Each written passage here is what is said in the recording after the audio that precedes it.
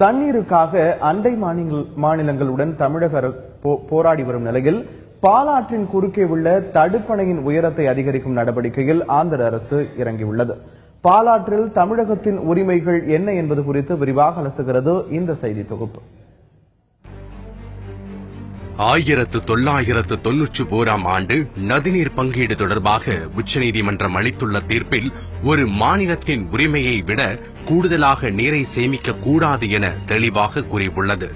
தடுப்பணை கட்ட வேண்டும் என்றால் கீழுள்ள மாநிலத்திடம் முறையாக அனுமதி பெற வேண்டும் என்பதும் உச்சநீதிமன்றத்தின் தீர்ப்பு. எனவே இனியும் வேடிக்கை பார்க்காமல் தமிழக அரசு உச்சநீதிமன்றத்தில் வழக்கு தொடர வேண்டும் என முன்னாள் பொதுப்பணித்துறை அமைச்சரும் திமுக சட்டமன்ற உறுப்பினருமான துரைமுருகன் வலியுறுத்தியுள்ளார். ஆந்திர முதலமைச்சர் சந்திரபாபு நாயுடுவின் கருத்துக்கும் அவர் கண்டனம் தெரிவிக்கிறார். நாங்கள் அணை கட்டுவதற்கு ஒன்றும் தமிழ்நாட்டினுடைய அனுமதி பெற தேவையில்லை, இருந்தாலும் என்ன நடந்திருக்கிறது என்று பார்க்கிறேன் என்று சொல்லியிருக்கிறார்.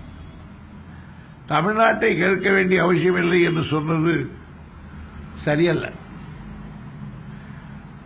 ஆந்திர முதலமைச்சர் அவர்களுக்கு 1882 அக்ரிமெண்டினுடைய ஷரத்துக்கள் யாராவது ஞாபகப்படுத்தினார்களா இல்லையா என்று எனக்கு தெரியாது. விஷயம் அறிந்தவர் சந்திரபாபு நாயுடு அவர்கள். எனவே மீண்டும் ஒரு முறை அவையெல்லாம் படித்து பார்க்க வேண்டும்.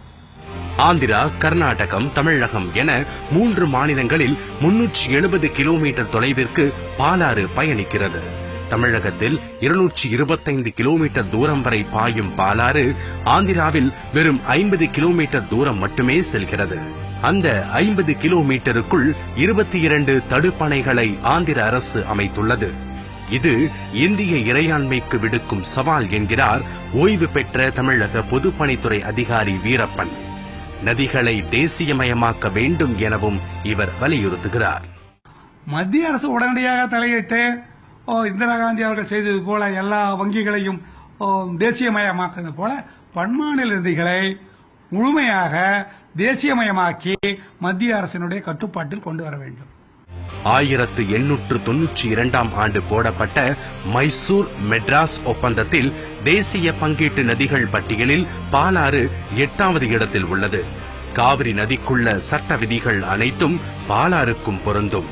நீர் பங்கீட்டு ஆணையம் வழங்கிய உரிமைப்படி தமிழகத்துக்கு 80 டிஎம்சி தண்ணீர் வழங்க வேண்டும்.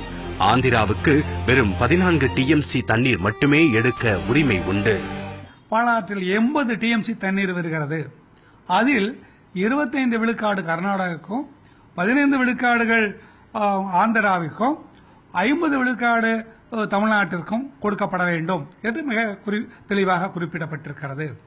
அது மாத்திரமல்லாமல் காவிரி ஒரு பன்மாநில நதி என்பதனால அதை எந்த மாநிலமும் அவர்களுடைய மாநில எல்லைக்குள்ளோ அல்ல ஓடும்போதோ தடுத்து நிறுத்தக்கூடாது, திருப்பிவிடக்கூடாது, அவர்கள் இருக்கின்ற அணைக்கட்டுகளினுடைய கொள்ளளவை கூட்டக்கூடாது என்று மிக தெளிவாக குறிப்பிடப்பட்டிருக்கிறது.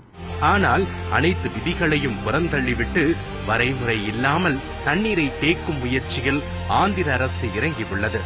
இந்த அத்துமீறலை மத்திய அரசு தட்டி கேட்க வேண்டும் என்பதே மக்களின் எதிர்பார்ப்பாக உள்ளது. தந்தி டிவி செய்திகளுக்காக ஒளிப்பதிவாளர் ஆனந்துடன் ப. எழிலரசன்.